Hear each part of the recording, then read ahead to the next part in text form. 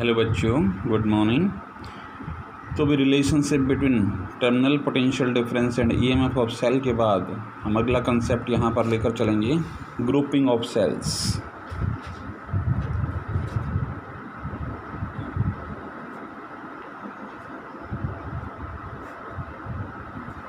जैसे आपने पीछे ग्रुपिंग ऑफ रेसिस्टर्स पढ़ा, सीरीज़ कम्बिनेशन और पैरेलल कम्बिनेशन पढ़ा, ऐसे ही यहाँ पर हम सेल्स की ग्रुपिंग का कंसेप्ट स्टडी करेंगे, जिसमें सेल्स को सीरीज़ में कनेक्ट करवाएंगे और वहाँ पर इक्विवेलेंट ईएमएफ की वैल्यू, इक्विवेलेंट इंटरनल रेसिस्टेंस की वैल्यू ये फाइंड आउट करेंगे सीरीज़ कम्बिनेशन में और पैरेलल कम्बिनेशन में। और एक केस हम लास्ट में लेंगे फिर कौन सा, मिक्स्ड यहाँ पर ग्रुपिंग का केस, जिसमें कुछ सेल्स जो हैं वो सीरीज़ में कनेक्ट करवाएंगे और कुछ सेल्स जो हैं वो पैरेलल में कनेक्ट करवाएंगे।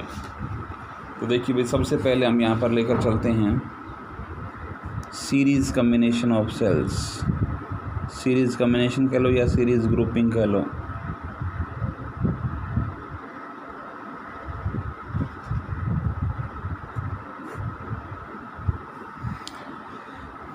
तो इसके लिए मान लीजिए हमने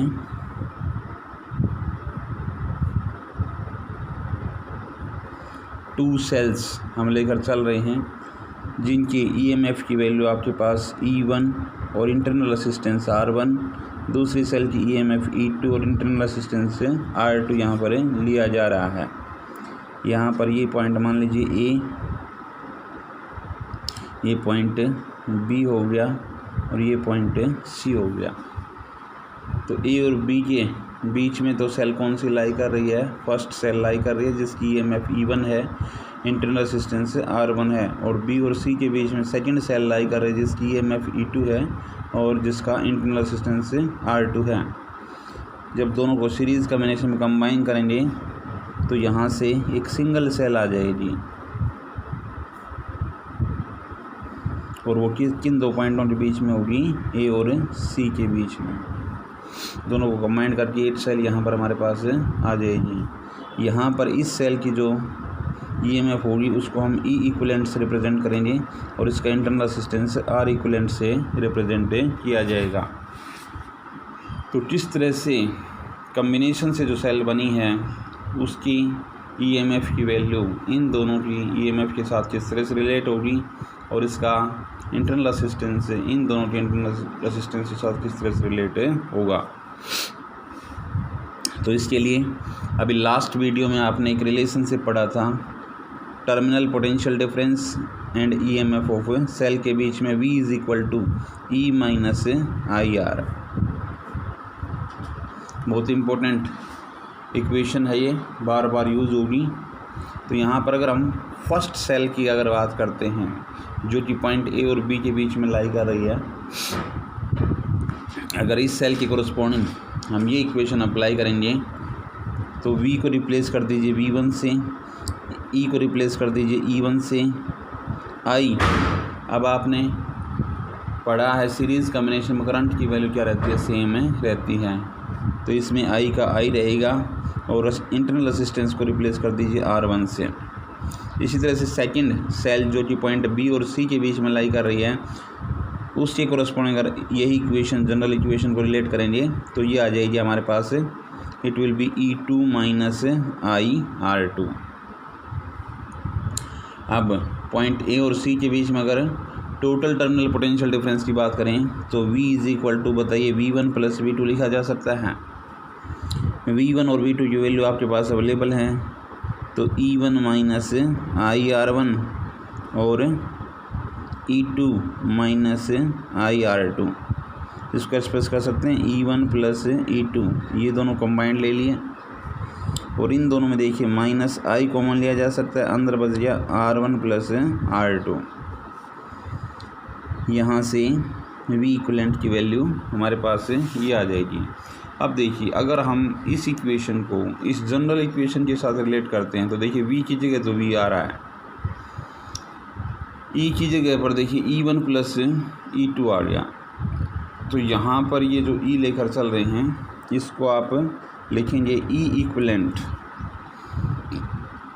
और यहाँ पर आर जो है उसको लिखेंगे आर इक्वलेंट। तो अगर इन दोनों को कंपेयर करें तो देखिए ई इक्वलेंट की जगह पर E1 + E2 आ रहा है और आर इक्वलेंट की जगह पर R1 + R2 आ रहा है। तो उसके बेस पर जब दो सेल्स को हम सीरीज़ में कंबाइन करते हैं तो वहाँ पर जो इक्वलेंट EMF आती है वो जितनी भी सेल हम लेकर चल रहे हैं उन सभी की इंडिविजुअल EMF के टोटल सम के इक्वल वहाँ पर रिज़ल्ट हमारा आ रहा है। इसी तरह से अगर टोटल इंटरनल रेसिस्टेंस की बात करते हैं, आर इक्वलेंट की बात करते हैं, तो वो भी individual internal resistance of cells के टोटल सम के इक्वल हमारे पास वहाँ पर रिज़ल्ट आ रहा है।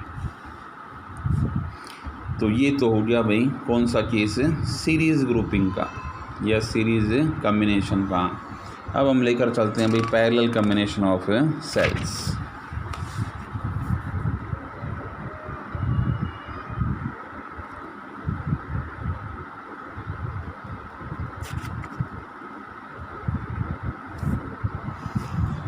अब दो सेल्स हम लेकर चल रहे हों और वो कौन से कम्बिनेशन में कनेक्ट करवा रखी हों, पैरेलल में कनेक्ट करवा रखी हों। तो एक सेल ये है और दूसरी सेल मान लीजिए ये ले लिया हमने, पॉजिटिव टर्मिनल नेगेटिव नेगेटिव। तो यहाँ पर अगर हम बात करते हैं, पीछे से करंट आ रहा था यहाँ पर, इसमें तो पॉजिटिव से इधर करंट जाएगा और नेगेटिव की तरफ ये होगी डायरेक्शन। अब मान लीजिए इस सेल की अगर हम EMF की बात करते हैं तो इसकी EMF मान लीजिए E1 ले ली, इसका इंटरनल रेसिस्टेंस R1 ले लिया। दूसरी सेल की EMF E2 ले ली, इसका इंटरनल रेसिस्टेंस R2 ले लिया। तो इन दोनों सेल्स के कम्बिनेशन से जो हमारे पास सेल बनेगी उसकी अगर इक्विवेलेंट EMF और इक्विवेलेंट इंटरनल रेसिस्टेंस हम यहाँ पर निकालना चाहते हैं तो पैरेलल कम्बिनेशन से किस तरह से आप वो रिज़ल्ट निकालेंगे, वो कंसेप्ट यहाँ पर हम स्टडी करेंगे। अब जैसा कि आप जानते हैं सीरीज़ कम्बिनेशन में कौन सी फिज़िकल क्वांटिटी कांस्टेंट रहती है, भाई करंट की वैल्यू कांस्टेंट रहती है, और पैरेलल कम्बिनेशन में पोटेंशियल की वैल्यू कांस्टेंट रहेगी। तो जितना पोटेंशियल इस सेल के अक्रॉस होगा उतना ही पोटेंशियल इस सेल के अक्रॉस होगा, लेकिन करंट डिफ़र कर जाएगा। इसके अक्रॉस अगर करंट I1 से रिप्रेजेंट कर रहे हैं तो ये I2 हम लेकर चलेंगे, ये I1 आ जाएगा और ये क्या आ जाएगा हमारे पास I2। तो देखिए भाई यहाँ पर अगर हम पॉइंट A और पॉइंट B के बीच में अगर हम इन दोनों की कम्बिनेशन से हमने सेल यहाँ पर क्रिएट की है तो वही बेसिक इक्वेशन पर आते हैं। V it will be equal to E equivalent minus R equivalent. इसी बेसिक इक्वेशन को लेकर चलेंगे। अब देखिए फर्स्ट सेल की अगर बात करते हैं तो चाहे फर्स्ट सेल हो चाहे सेकंड सेल हो, पोटेंशियल की वैल्यू तो सेम रहेगी V। अच्छा, अगर हम EMF की बात करते हैं तो फर्स्ट सेल में EMF कितनी है E1 माइनस फर्स्ट सेल के क्रॉस करंट कितना है भाई I1 और इंटरनल रेसिस्टेंस कितना है R1।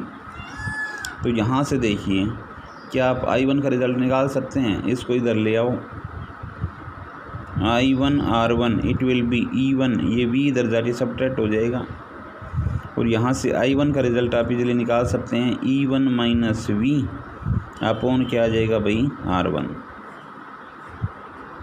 जैसे आपने फर्स्ट सेल के कोरस्पॉन्डिंग ये रिज़ल्ट निकाला है, ऐसे ही सेकंड सेल के कोरस्पॉन्डिंग भी रिज़ल्ट लिया जा सकता है। अब पोटेंशियल तो वही रहेगा, E1 की रिप्लेसमेंट किससे हो जाएगी E2 से, I1 की रिप्लेसमेंट I2 से और R1 की रिप्लेसमेंट R2 से हो जाएगी। तो देखिए यहाँ से भी अब I2 R2 इधर ले आएंगे, I2 R2 किससे इक्वल होगा, it will be E2 minus V और यहाँ से I2 का रिज़ल्ट निकाल सकते हैं E2 माइनस V अपॉन क्या आ जाएगा भाई R2। अब अगर नेट करंट निकालना हो तो नेट करंट इन दोनों करंट का टोटल सम ही तो होगा। तो यहाँ पर अगर I की वैल्यू निकालना चाहते हैं तो I की वैल्यू I1 प्लस I2 होगी। अब I1 और I2 की रिज़ल्ट आपके पास अवेलेबल हैं। I1 का था E1 minus V upon R1, E1 minus V upon R1, और I2 का था E2 minus V upon R2, E2 minus V upon R2। या इसको आप फर्दर यूँ भी ले सकते हैं, E1 upon R1 plus E2 upon R2 minus B common ले लिया जाएगा और अंदर क्या रह जाएगा भाई, 1 upon R1 plus 1 upon R2। यहाँ से आप एक्सप्रेस कर सकते हैं E1 upon R1 plus E2 upon R2 minus V, और यहाँ पर एलसीएम आप लेंगे R1 R2, तो R2 प्लस R1 कहें या R1 प्लस R2 कहें। यहाँ पर हमारे पास क्या लाई कर रहा है, I। अब इसको जब आप इस इक्वेशन के रूप में रिलेट करना चाहेंगे तो आपका लेफ़्ट साइड में क्या आना चाहिए, V आना चाहिए। तो V वाले टर्म को इस साइड ले आओ, V into R1 plus R1 R2, इधर माइनस का था तो इस साइड में जाएगा तो प्लस का हो जाएगा, और इस साइड में देखिए E1 upon R1 plus E2 upon R2, ये I इधर प्लस का था इधर जाएगा तो माइनस का हो जाएगा।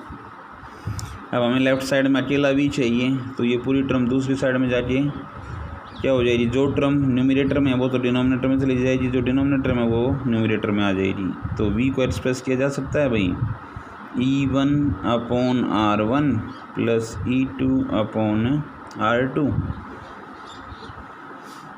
और साथ में ये मल्टीप्लाई टर्म हमारे पास क्या आ जाएगी, R1 R2 तो ऊपर चला जाएगा और R1 प्लस R2 कहाँ जाएगा भाई, नीचे आ जाएगा, minus I times R1 R2 upon R1 plus R2।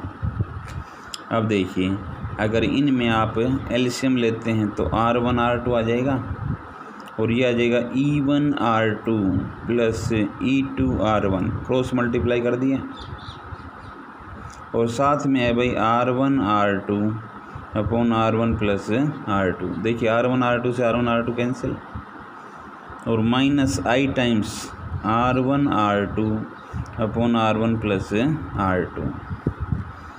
तो V का फाइनल रिज़ल्ट हमारे पास आ जाएगा, it will B E1 R2 plus E2 R1 divided by R1 plus R2 minus I times R1 R2 upon R1 plus R2।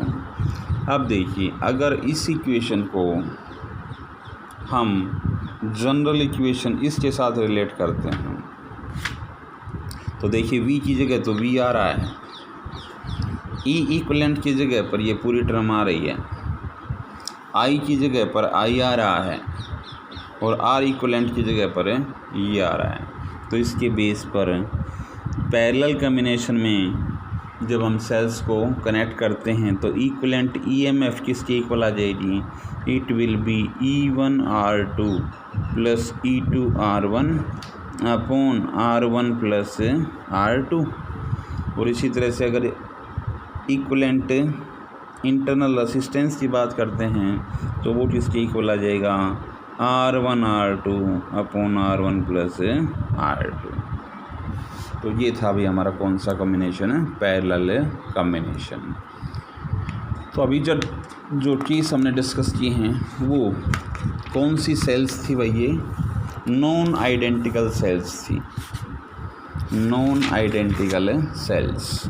अब जो अगला case हम discuss करने जा रहे हैं वो है आइडेंटिकल सेल्स का कॉम्बिनेशन, वही सीरीज़ और पैरेलल हम लेकर चलेंगे। लेकिन अब जब आइडेंटिकल सेल्स की बात आती है तो उनकी EMF की वैल्यू जो है और इंटरनल असिस्टेंस की वैल्यू वहाँ पर क्या रहेंगी भाई, सेम रहेंगी।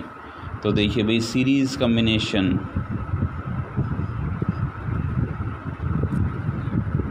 ऑफ टू आइडेंटिकल सेल्स, 2 की बजाय आप ज़्यादा भी ले सकते हैं। 2 का तो हमने नॉन आइडेंटिकल सेल्स में लिया था। इसमें कितनी भी सेल्स आप आइडेंटिकल सेल्स को कंबाइन कर सकते हैं।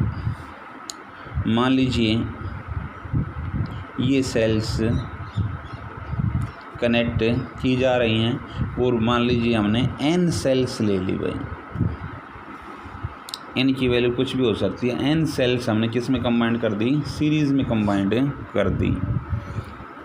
अब आइडेंटिकल सेल्स हैं तो इनकी EMF की वैल्यू सेम रहेगी भाई। इसकी E है तो इसकी भी E, इसकी भी E, जितनी भी सेल्स लेकर चल रहे हैं सब की EMF की वैल्यू और इंटरनल असिस्टेंस ये भी सेम रहेगा। जितनी भी सेल्स आइडेंटिकल सेल्स अगर लेकर चल रहे हैं तो उनकी EMF और इंटरनल असिस्टेंस की वैल्यू क्या होंगी भाई, सेम होंगी। तो इन सब n सेल्स को सीरीज़ में कंबाइन करने से जो एक सेल बनेगी उसकी इक्विवेलेंट EMF क्या होगी और इक्विवेलेंट इंटरनल असिस्टेंस वहाँ पर क्या होगा। देखिए एक सेल की जब EMF की वैल्यू हमारे पास E है, ऐसी n सेल्स को कंबाइन किया गया है, तो बताइए टोटल EMF या इक्विवेलेंट EMF, E इक्विवेलेंट बताइए n टाइम्स E हो जाएगी नहीं हो जाएगी। E इक्विवेलेंट की वैल्यू वहाँ पर किसके इक्वल हो जाएगी, n टाइम्स E हो जाएगी। इसी तरह से अगर हम इक्विवेलेंट इंटरनल असिस्टेंस की बात करते हैं,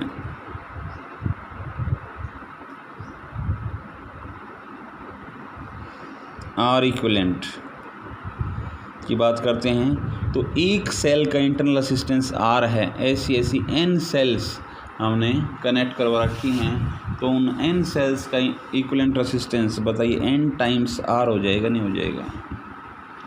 अब बताइए आपके पास इक्विवेलेंट EMF भी आ गई, इक्विवेलेंट इंटरनल रेसिस्टेंस भी आ गया।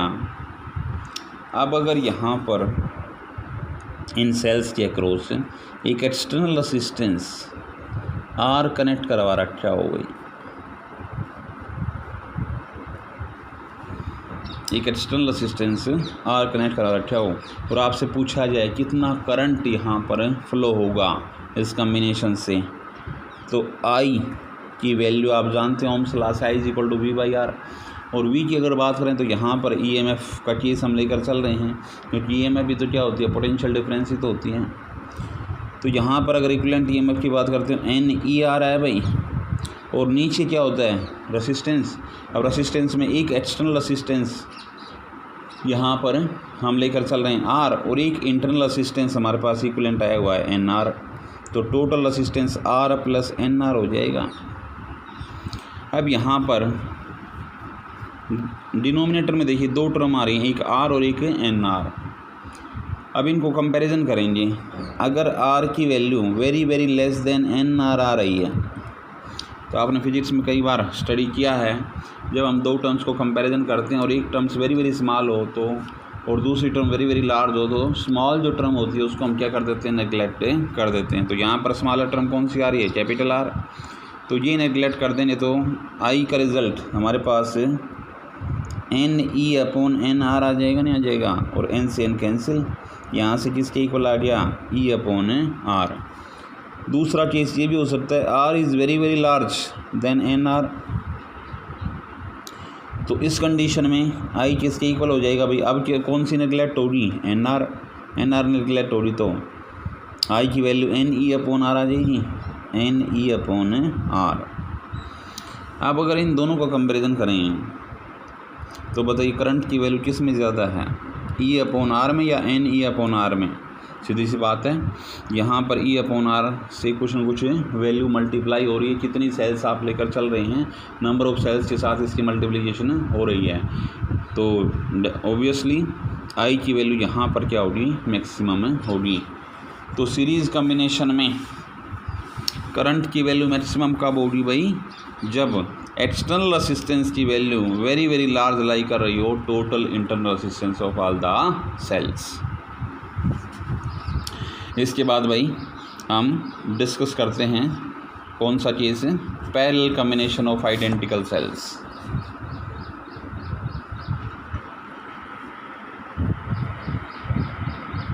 Parallel combination of identical sales. Parallel combination में अब वही कहानी,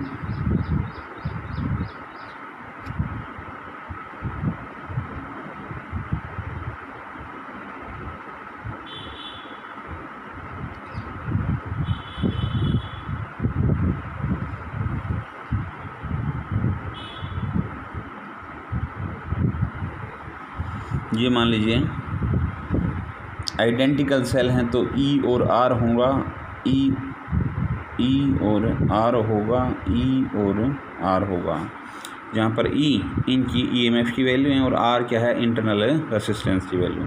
तो मान लीजिए ऐसी कितनी M cells are connected in parallel.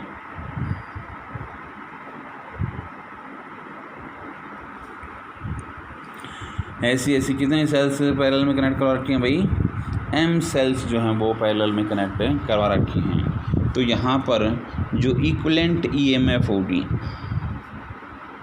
Equivalent EMF जो होगी वो किसके इक्वल होगी, एक सेल की EMF के इक्वल, और एक सेल की EMF यहाँ कितनी है, E। तो equivalent EMF E equivalent it will be equal to E के इक्वल होगा।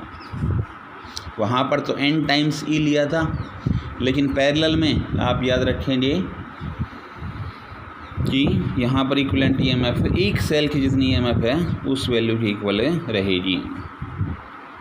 अब यहाँ पर हर एक सेल के अक्रॉस जो इंटरनल रेजिस्टेंस है वो है R। ऐसे अब ये पैरेलल में कनेक्ट हैं तो 1/R इक्विवेलेंट निकाल सकते हैं, 1/R plus 1/R plus 1/R up to so on. ऐसी कितनी सेल्स कनेक्ट करवा रखी हैं भाई, M सेल्स। तो इनको M टर्म्स तक लिया जा सकता है। तो ये वैल्यू आपके पास M/R आ जाएगी, और यहाँ से R इक्विवेलेंट रेसिप्रोकल कर दो, R/M आ जाएगा। ये M सेल्स लेकर चल रहे हैं भाई। एक सेल के एक्रॉस जो हमारे पास इंटरनल रेजिस्टेंस था वो R था, तो ऐसी कितनी सेल्स थी, M थी।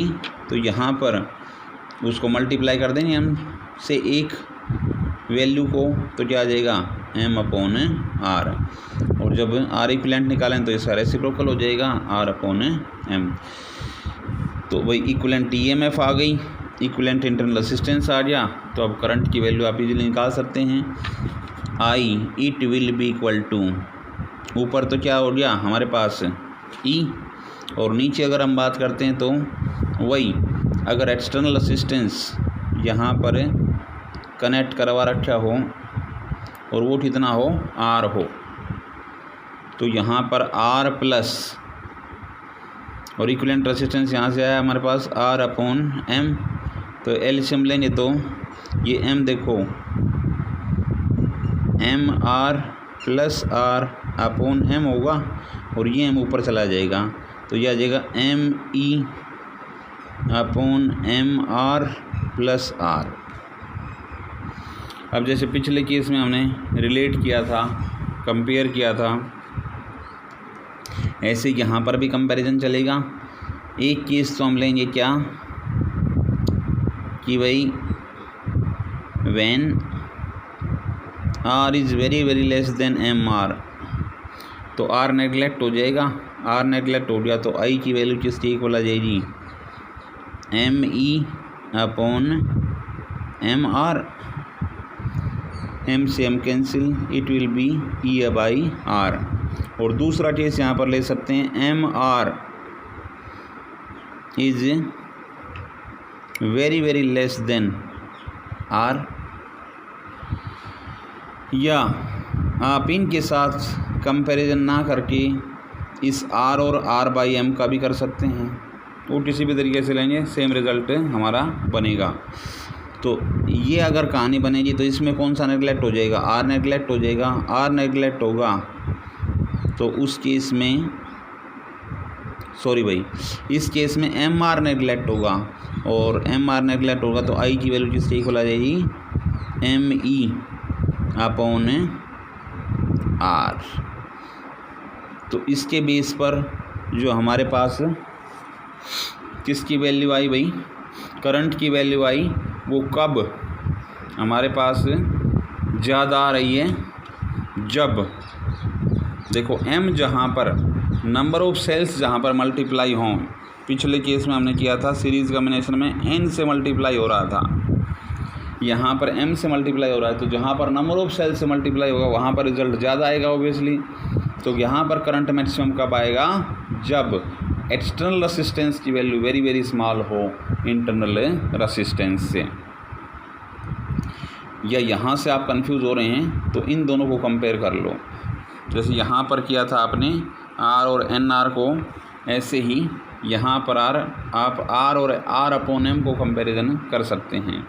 ये लार्जर होगा तो ये हट जाएगा, और ये लार्जर होगा तो ये हट जाएगा। उसके बेस पर आप यहाँ पर इजीली कंपैरिजन कर सकते हैं। रिज़ल्ट यहाँ से भी वही आएगा। हमने यहाँ पर एलसीएम लेके आगे मेथड को बढ़ा दिया, यहाँ पर आप बिना एलसीएम लिए भी इन दोनों को कंपैरिजन कर सकते हैं। एक को लार्जर दिखाएंगे, दूसरा स्मॉलर, और दूसरा लार्जर तो पहला स्मॉलर, उसके बेस पर इसी तरह से सेम कंपैरिजन यहाँ पर हमारे पास चलेगा। तो ये था भाई आपका कौन सा कॉम्बिनेशन, पैरेलल कॉम्बिनेशन। एक होता है मैं मिक्स्ड ग्रुपिंग।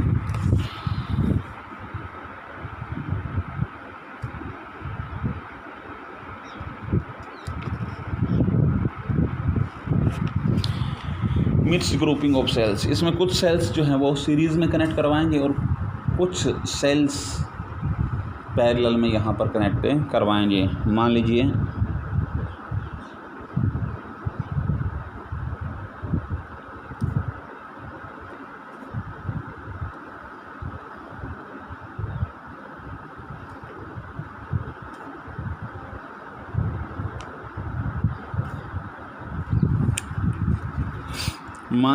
N सेल्स जो हैं वो तो किस में कनेक्ट करा रखी हैं भाई, सीरीज़ में, और ऐसी N सेल्स की M रोज, ऐसी N सेल्स की M रोज जो हैं वो किस में कनेक्ट करा रखी हैं भाई, पैरेलल में।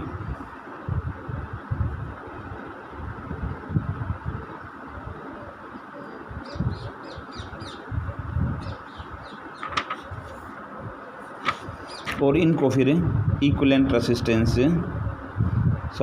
एक्सटर्नल रेसिस्टेंस R के साथ इनको कनेक्ट करवा रखा है। तो ऐसे कम्बिनेशन से फिर आप करंट की वैल्यू कैसे फाइंड आउट करेंगे। तो पहले तो N सेल्स सीरीज़ में हम कनेक्ट करवा रहे हैं, तो वहाँ पर इक्विवेलेंट EMF निकाली जा सकती है।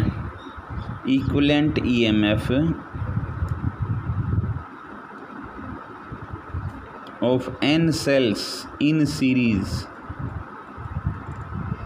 वो किसके इक्वल होगी भाई, E equivalent, it will be NE होगी। पीछे सीरीज़ कॉम्बिनेशन का कंसेप्ट हमने पढ़ा था। इसी तरह से वहाँ पर अगर आप हर एक सेल की इंटरनल रेसिस्टेंस, यहाँ पर देखो E और R वही है,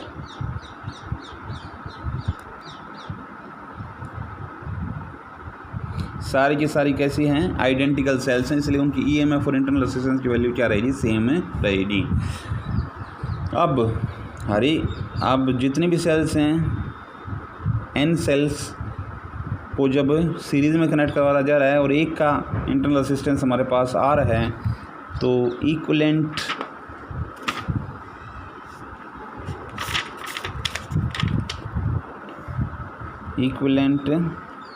रेसिस्टेंस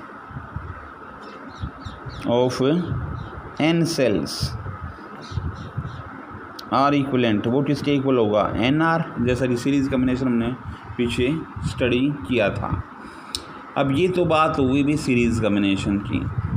अब बात करते हैं पैरेलल कॉम्बिनेशन की। तो पैरेलल में ऐसी एम रोज जो है वो क्या है, पैरेलल में है। तो एम रोज पैरेलल में हैं तो वहाँ पर देखिए, अब अगर इक्विवेलेंट ईएमएफ की बात करते हैं तो पैरेलल में आपको बताया था कि एक जो वहाँ पर कॉम्बिनेशन से ये सिस्टम बना, उसकी जितनी ईएमएफ होगी उतनी ही वहाँ पर इक्विवेलेंट ईएमएफ होगी। तो एक सीरीज़ कॉम्बिनेशन से इक्विवेलेंट ईएमएफ यहाँ कितनी आई है, NE। तो पैरेलल कॉम्बिनेशन में जब हम लेकर चलेंगे एम रोज, तो वहाँ पर इक्विवेलेंट ईएमएफ कितने रहेगी,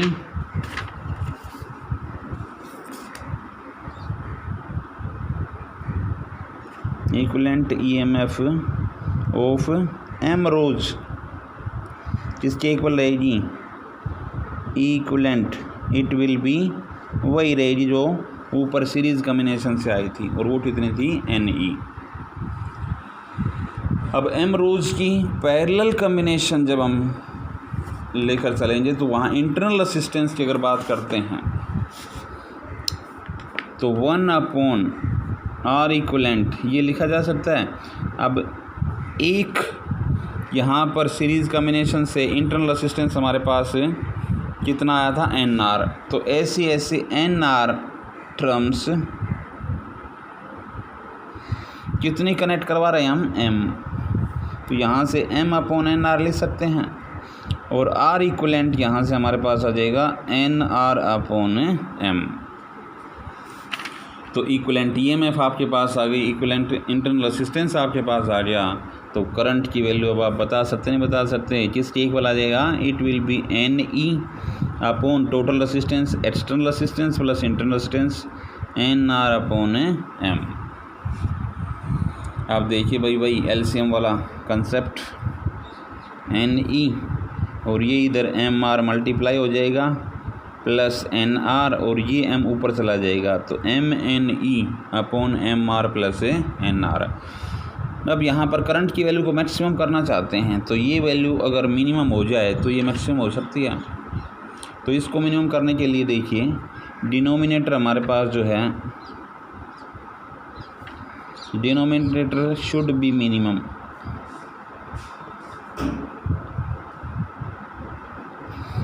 तो इसको मिनिमम करने के लिए इसको इस फॉर्म में कन्वर्ट कर लेंगे भाई, square root of MR plus square root of NR, इसका स्क्वायर प्लस इसका स्क्वायर, बताइए यही तो हुआ MR प्लस NR। अब इसमें साथ में क्या करेंगे, -2 times MR NR square root, ये सब्ट्रैक्ट कर दी और इतना ही ऐड कर दिया। तो बताइए नेट रिज़ल्ट पर कोई इफेक्ट पड़ा, भाई ये कैंसिल आउट हो गए, इसका स्क्वायर और इसका स्क्वायर, और ये वही टर्म तो आ जाएगी। अब इसको मिनिमाइज़ करने के लिए देखिए, अब ये जो टर्म यहाँ से लेकर और यहाँ तक है, ये हमारे पास क्या फार्मूला नहीं बन गया, A² + B² - 2AB। तो A - B का होल स्क्वायर बन गया, नहीं बन गया, MR NR इसका होल स्क्वायर और प्लस 2 टाइम्स MR NR। अब इन दोनों में से हम कंपैरिजन करते हैं, तो यहाँ पर कुछ न कुछ सब्ट्रैक्ट हो रही है, तो सीधी बात है इन दोनों में से अगर कंपैरिजन करें तो ये भी कुछ न कुछ वैल्यू क्या होगी, स्मॉलर ही होगी। तो स्मॉलर वाले, क्योंकि हमने मिनिमम करना है इसलिए स्मॉलर वाली टर्म को यहाँ पर सेलेक्ट किया जाएगा। तो इसको और मिनिमम वैल्यू हम किसके इक्वेट, 0 के इक्वेट करेंगे। तो MR - NR इसके स्क्वायर की वैल्यू 0 के इक्वेट कर देंगे। तो ये देखिए यहाँ से 0 के इक्वेट कर देंगे, तो ये हमारे पास अब यहाँ पर MR जो है, MR - NR इसका स्क्वायर किसके इक्वल है, 0 के इक्वल। तो ये आप अलग अलग भी लिख सकते हैं, MR का square it will be equal to N R का स्क्वायर लिखा जा सकता है। और उसके बेस पर अगर स्क्वायर रूट के ऊपर स्क्वायर लगा है तो स्क्वायर रूट हट जाएगा, तो एम आर किसके इक्वल आ जाएगा, एन आर के इक्वल। तो यहाँ से देखिए आर की अगर बात करते हैं तो एन आर अपॉन एम आ गया। तो इसमें करंट की वैल्यू हमारी मैक्सिमम कब हुई भाई, जब एक्सटर्नल रेसिस्टेंस जो है वो किसके इक्विवेलेंट रहा, total internal resistance of all the identical sales. तो उस कंडीशन में करंट यहाँ पर क्या आएगा, मैक्सिमम में आ जाएगा। तो ये डिस्कशन रहा अभी आज हमारा सेल्स का डिफरेंट ग्रुपिंग, जिसमें सीरीज़ कॉम्बिनेशन, पैरेलल कॉम्बिनेशन, और लास्ट में फिर हमने स्टडी की कौन सी, मिक्स ग्रुपिंग, जिसमें कुछ सेल्स हमारी सीरीज़ में थी और कुछ सेल्स जिसमें थी पैरेलल में।